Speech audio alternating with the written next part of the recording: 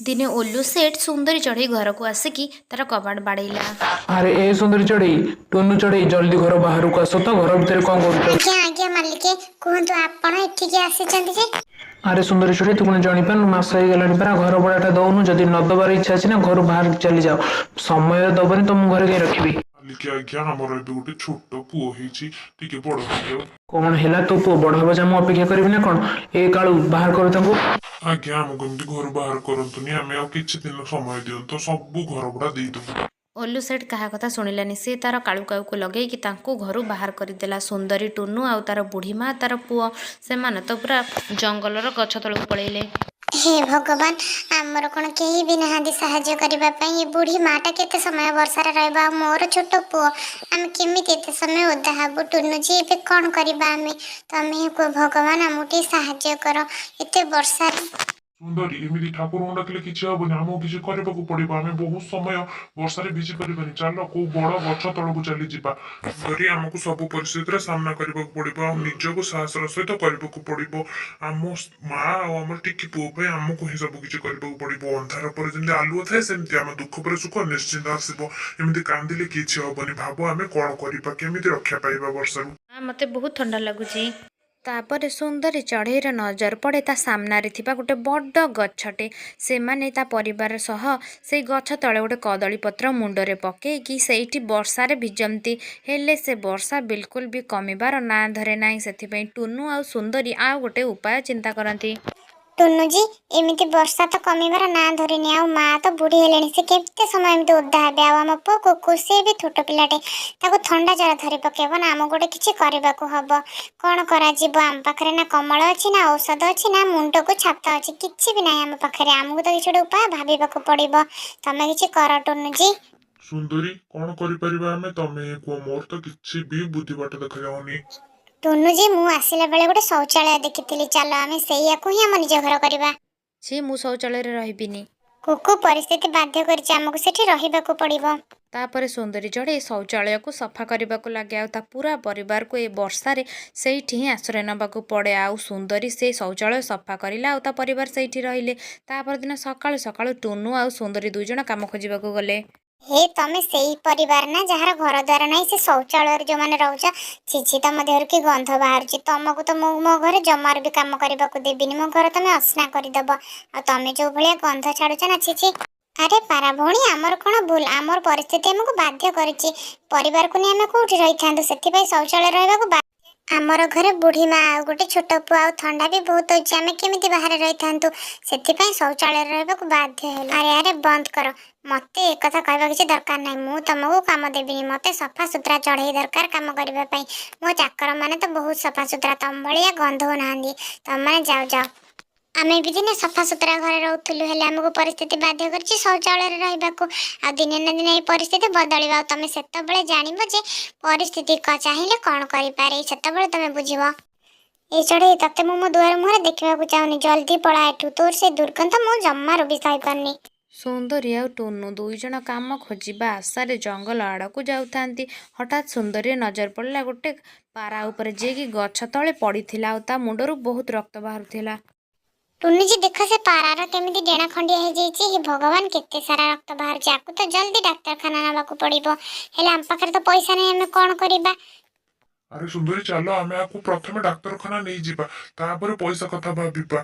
से चढ़ईर जीवनटा बंची जिवो ना धर ताकू धर तार डेना कटि जाईची।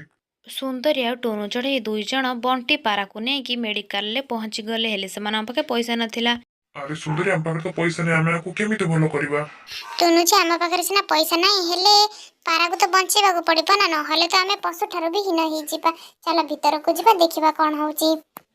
टुनु आ सुंदरी कथबार्ता हेउथांती सेपटे बंटी पारार डेणारू तो खाली रक्त ही बाहर थाए। सेमाने ताको मेडिकल भीतर एडमिट कले सेती बेले बबली पारा आसी पहुंचिला। तमे माने तो बहुत भलो चढ़ी हेले से शौचालय रे काहे की रहउचा। आमर घर नाही हमको से घर मालिक बाहर कर देले सेति पई वर्षा रे रक्षा करिया पे मो परिवार को मो से शौचालय को ही बाछिली। आ कोन करि परि परिस्थिति हमको बाध्य कर देला। आमे तो सोइछा रे सेठी रहिबाकू चाहु नथिलु ना कोन करा जिबो आम पाखरे तो पैसा नाही सेति पई आमे सेठी रहिलु। कांदनी चढ़ई मोर भूल जाइए मते क्षमा कर दिया आज ठारू तमे आ से शौचालय रे रहिबनी।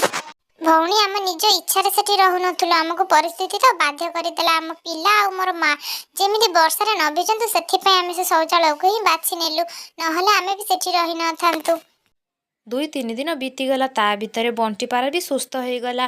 ସେମାନେ ସୁନ୍ଦରୀ ଆଉ ଟୁନୁକୁ ନିଜ ଘରକୁ ଡାକିଲେ। ତାଙ୍କର ଗୋଟେ ପୁରୁଣା ଘର ଥିଲା, ସେଠି ରହିବାକୁ ଦେଲେ। ଟୁନୁ, ସୁନ୍ଦରୀ ଚଢ଼େଇ, ତମେ ଏଇ ଘରେ ରହିବ, ଏଇଟା ଆମ ପୁରୁଣା ଘର। ଆରେ ଟୁନୁ ଭାଇ, ତମେ ମୋ କମ୍ପାନୀରେ କାମ କରିବ, ଆଉ ସୁନ୍ଦରୀ ତମେ ମୋ ଘରେ କାମ କରିବ। ତମର ଆଉ ପଇସାର ଅଭାବ ହବନି, ବୁଝିପାରିଲ? ତମେ ବି ନିଜ ଇଚ୍ଛାରେ ଖାଇବ, ପିଇବ ଆଉ ବଞ୍ଚିବ, ବୁଝିପାରିଲ? ଏବେ ତମର ପଇସାର ଟେନସନ କିଛି ଦେବାର ନାହିଁ।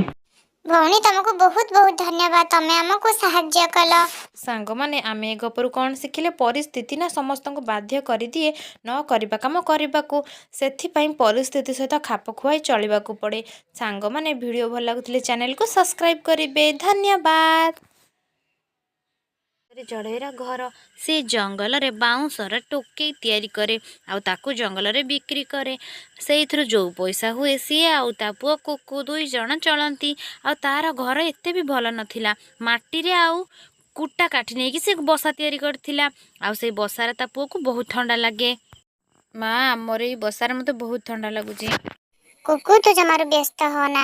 ମୁଁ କାଲି ସକାଳେ ମୁଁ ବନେଇଥିବା ସବୁ ବାଉଁଶର ଟୋକେଇକୁ ଜଙ୍ଗଲକୁ ନେଇଯିବି। ବଜାରରେ ବିକ୍ରି କରିକି ଯେତିକି ପଇସା ହବ ମୁଁ ଶୁଖିଲା କାଠ କିଣି ଆଣିବି, ଆଉ ଆମେ ସମସ୍ତେ ମିଶିକି ଆମର ସେଇ ଘରକୁ ସଜାଡ଼ି ଦେବା। ଦେଖିବୁ, ବର୍ଷା ହେଲେ ବି ଆମ ଘରର କିଛି ହବନି, ଆମେ ଭଲରେ ରହିବା, ବୁଝିଲୁ? ତୁ ଜମାରୁ ବି ବ୍ୟସ୍ତ ହନା। ମୁଁ ନିଶ୍ଚିନ୍ତ ଘରଟାକୁ ସଜାଡ଼ି ଦେବି। ବାସ୍ କାଲି ସକାଳ ହଉ, ଆମର ସବୁ ବାଉଁଶ ଟୋକେଇ ବିକ୍ରି ହେଇଯାଉ। ମା ପୁଅ ଏମିତି ବସାରେ ବସି କଥା ହେଉଥାନ୍ତି।